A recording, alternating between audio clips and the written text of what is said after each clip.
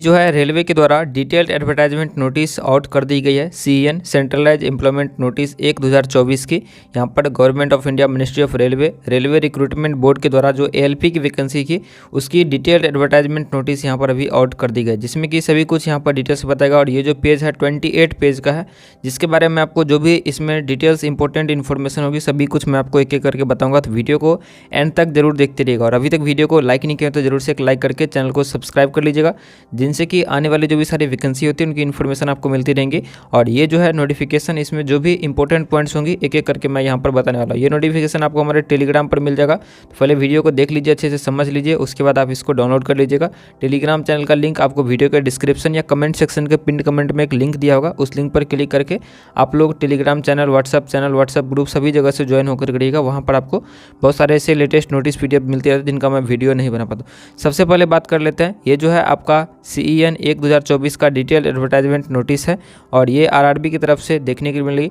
Total RRB की बात करें तो यहाँ पर दिया गया लोकेशन, तो आप इनमें से अगर किसी एक ही RRB के लोकेशंस में यहाँ पर अप्लाई कर पाएंगे, किसी एक ही RRB में अप्लाई कर पाएंगे। और एक ही पोस्ट के लिए, ये पोस्ट तो एक ही निकली है अभी, लेकिन आप किसी एक ही RRB में अप्लाई करेंगे तो पहले आपको ये डिसाइड करना होगा कि कौन से RRB में आपको अप्लाई करना है। तो कितने RRB है, तो यहाँ पर जम्मू कश्मीर, चंडीगढ़, गोरखपुर, मुजफ्फरपुर, गुवाहाटी, उसके बाद यहाँ पर मालदा, सिल्लीगुड़ी, पटना, प्रयागराज, रांची, बिलासपुर, कोलकाता, भुवनेश्वर, सिकंदराबाद, मुंबई और अहमदाबाद और अजमेर, ये टोटल, और भोपाल, ये सभी RRB यहाँ पर दिए गए हैं। और इसमें बेंगलुरु, चेन्नई, तिरुवनंतपुरम, सिकंदराबाद, भुवनेश्वर, तो ये सभी में से किसी एक ही RRB में आप यहाँ पर अप्लाई कर सकते हैं। तो सबसे पहले आप ये जान लीजिए कि कौन से RRB में कितनी नंबर ऑफ वैकेंसी यहाँ पर आउट की गई। तो यहाँ पर आप देख सकते हैं ये जो है RRB का जोन वाइज वैकेंसी है, जिसमें कि जो भी अलग अलग यहाँ पर जोन है, जैसे कि अभी मैंने आपको बताया अहमदाबाद, अजमेर, बेंगलोर, भोपाल, भुवनेश्वर, बिलासपुर, तो ये सभी RRB का जोन है, जिसमें कि यहाँ पर टोटल नंबर ऑफ वैकेंसी आपको यहाँ पर देखने के लिए मिलेगी। जैसे कि अगर आप यहाँ पर बात करो अहमदाबाद का, तो इसमें 238 वैकेंसी है, अजमेर में 228 वैकेंसी है, बेंगलोर में यहाँ पर 473 वैकेंसी है, उसके बाद यहाँ पर आपको 219 वैकेंसी है भोपाल में और 65 वैकेंसी है WR में, उसके बाद यहाँ पर 280 वैकेंसी है भुवनेश्वर में, 124 वैकेंसी है बिलासपुर में, 1192 वैकेंसी है आपको ये SECR जो कि RRB बिलासपुर के अंदर में ही आता है। उसके बाद यहाँ पर बात करते हैं चंडीगढ़ के लिए। चंडीगढ़ जोन में यहाँ पर आपको 66 वैकेंसी है, चेन्नई जोन में आपका वहाँ पर 148 वैकेंसी है, गोरखपुर में 43 वैकेंसी है, गुवाहाटी में 62 वैकेंसी है, जम्मू श्रीनगर में यहाँ पर 39 वैकेंसी है। उसके बाद यहाँ पर आपको देखने के लिए मिलेगी 254 वैकेंसी, ये कोलकाता रीजन में 91, ये आपको ER और SER में आपको 254 और 91 वैकेंसी देखने के लिए मिलेगी। उसी तरीके से मालदा RRB में आपको ये दोनों वैकेंसी देखने के लिए मिलेगी, 161 और 56। उसके बाद यहाँ पर मुंबई जो जोन्स हैं, इसमें आपको यहाँ पर मुंबई RRB में ये सभी जोन्स हैं और इसमें टोटल ये वैकेंसी आपको देखने के लिए मिल। उसके बाद यहाँ पर मुजफ्फरपुर जोन में 38 वैकेंसी, पटना जोन में, पटना RRB में 38 वैकेंसी, प्रयागराज RRB में आपको ये 241 और 45 वैकेंसी। उसके बाद यहाँ पर रांची RRB में आपको 153 वैकेंसी, सिकंदराबाद RRB में आपको 199 और 559 वैकेंसी, और सिल्लीगुड़ी में RRB में आपको 67 और तिरुवनंतपुरम में 70। यही टोटल मिला करके 5696 पोस्ट के लिए ये टोटल वैकेंसी आपको यहाँ पर दी गई है, जो कि अलग अलग रीजन, ये हो गया आपका RRB और ये हो गया आपका उसका जो जोन होता है वो। तो अब आपको डिसाइड ये करना है कि इसमें से किसी एक रीजन में किसी एक RRB में ही आप अप्लाई कर सकते हैं। तो ये जो RRB दिख रहा है इसमें से देखिएगा जिस जोन में ज़्यादा वैकेंसीज होंगी, जिस RRB में ज़्यादा वैकेंसी होंगी या जो आपके लिए सूटेबल हो, जिसमें आप अप्लाई करना चाहते हैं, तो उसमें किसी में भी एक में आप अप्लाई कर सकते हैं। अब बात कर लेते हैं कि इसके लिए क्या क्वालिफिकेशन यहाँ पर मेंशन किया गया। तो असिस्टेंट लोको पायलट में आपको लेवल 2 की सैलरी मिलेगी, 19,900 इसकी बेसिक पे है। इसमें मेडिकल स्टैंडर्ड से A1 का मांगा गया है और यहाँ पर दिया गया इसका क्वालिफिकेशन में अगर आप मिनिमम यहाँ पर मैट्रिकुलेशन 10th के बाद अगर आप ITI कर रखे हैं तो आप यहाँ पर अप्लाई कर पाएंगे। आपका जो ITI है किसी भी रिकॉग्नाइज्ड इंस्टीट्यूट से होना चाहिए, जो NCVT या SCVT से रिकॉग्नाइज्ड हो। और कौन कौन से ट्रेड है, तो यहाँ पर सभी का ट्रेड का नाम दिया गया, जिसमें फिटर, इलेक्ट्रीशियन, इंस्ट्रूमेंट मैकेनिक, उसके बाद यहाँ पर मिल राइट, मेंटेनेंस ऑफ मैकेनिक्स, उसके बाद यहाँ पर mechanic radio and TV, electronics mechanic, mechanic motor vehicle, wireman, उसके बाद tractor mechanic, mechanic, armature and coil winder, mechanic diesel, उसके बाद हीट इंजन, उसके बाद Turner, machinist, refrigeration and air conditioning mechanic. तो ये सभी ITI का ट्रेड है। अगर आप 10th के बाद ये सभी ट्रेड से ITI कर रखें तो अप्लाई कर पाएंगे। और में करके दिया गया है कि अगर आप यहाँ पर 10th के बाद अगर आप अप्रेंटिसिप कर रखे हैं तो भी यहाँ पर अप्लाई कर सकते हैं। एक्ट अप्रेंटिसिप कर रखे हैं तो अप्लाई कर सकते हैं। और 10th के बाद अगर आप डिप्लोमा कर रखे हैं यहाँ पर mechanical branch, electrical, electronics, automobile engineering में, तो आप यहाँ पर अप्लाई कर सकते हैं। और यहाँ पर अगर आप लोग डिप्लोमा अगर आप नहीं किए हैं, BTech किए हैं तो भी अप्लाई कर पाएंगे। और अगर आप लोग डिप्लोमा करने के बाद BTech कर रखे हैं तो भी अप्लाई कर सकते हैं। लेकिन आपका जो ब्रांच है ये सभी होना चाहिए, जो कि आप यहाँ पर पढ़ सकते हैं। Degree in the engineering discipline as above will also be acceptable in lieu of diploma in engineering.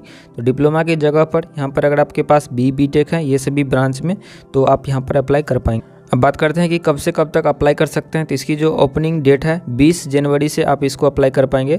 तो 20 जनवरी से आप इसको ऑनलाइन अप्लाई कर लीजिएगा। लिंक अभी एक्टिवेट नहीं किया गया।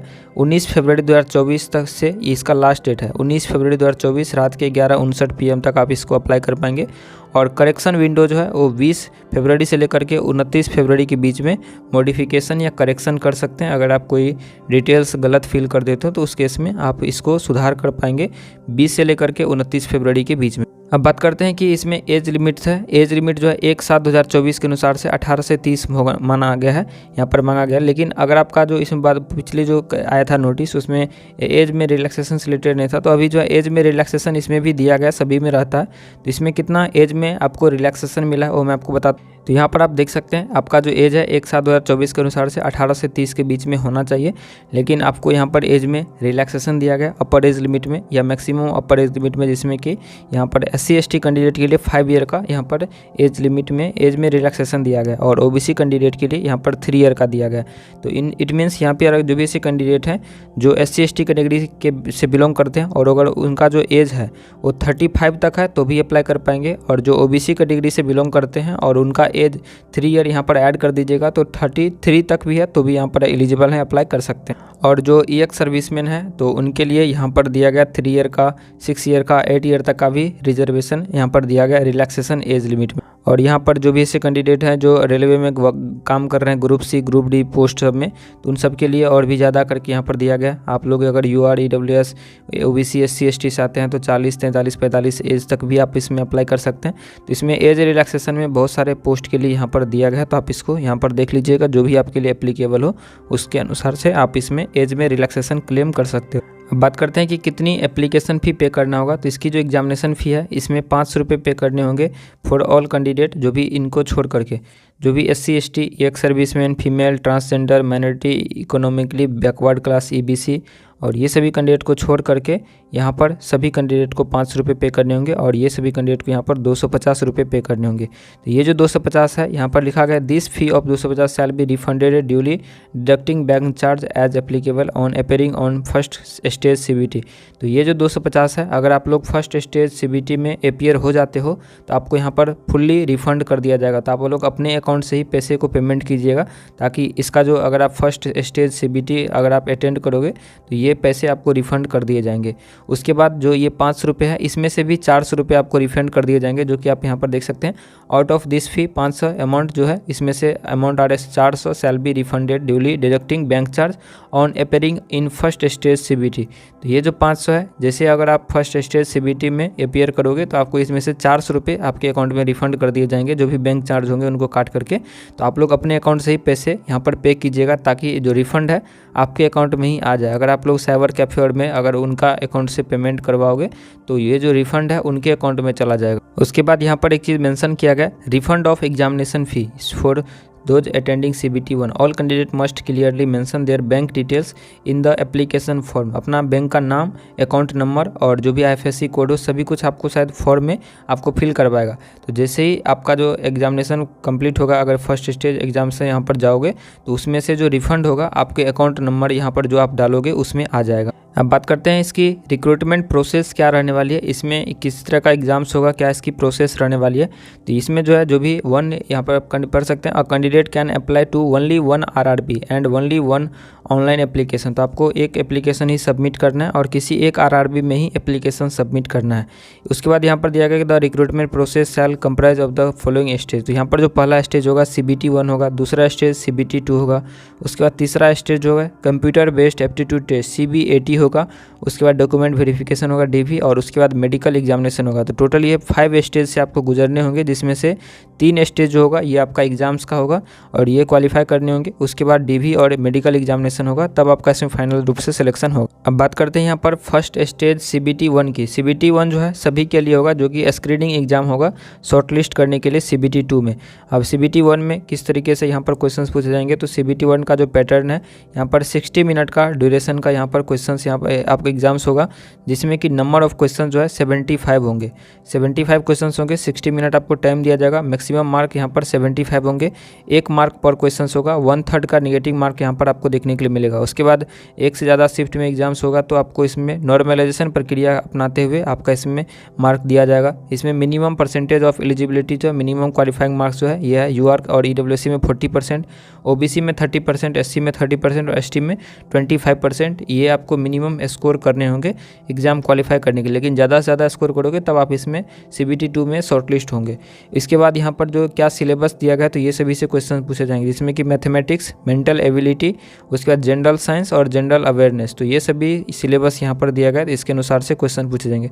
अब CBT 2 की बात करते हैं, तो CBT 2 में आपका जो भी से कैंडिडेट हैं जो CBT 1 क्वालिफाई करेंगे वो CBT 2 में जाएंगे। CBT 2 का जो पैटर्न है इस तरीके से दिया गया है, जिसमें कि यहाँ पर दिया गया है कि CBT 2 का जो पार्ट A और पार्ट B 2 पार्ट में क्वेश्चंस होगा।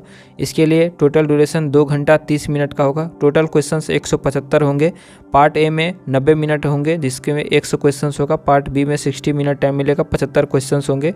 पार्ट A में अलग अलग यहाँ पर दिया गया 1/3 का आपको नेगेटिव मार्किंग यहाँ पर आपको देखने को मिलेगा। पार्ट A में जो है मिनिमम क्वालिफाइंग मार्क्स यहाँ पर दिया गया। पार्ट A जो है सभी के लिए कॉमन पेपर होगा, जिसमें कि mathematics, general intelligence and reasoning, basic science and engineering से क्वेश्चंस पूछे जाएंगे।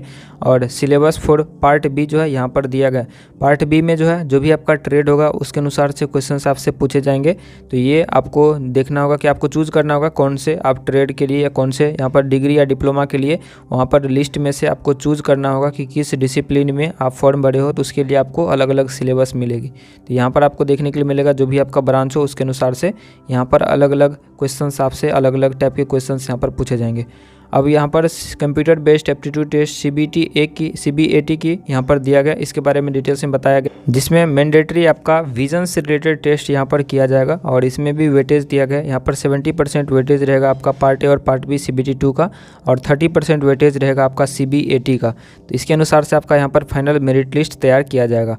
उसके बाद डॉक्यूमेंट वेरिफिकेशन होगा और उसके बाद यहाँ पर आपका मेडिकल एग्जामिनेशन होगा। अब बात करते हैं कैसे इसको अप्लाई करना है। तो अप्लाई करने के लिए किसी एक RRB आप विजिट कीजिए, सभी का लिंक मैं आपको वीडियो के डिस्क्रिप्शन में दे दूंगा।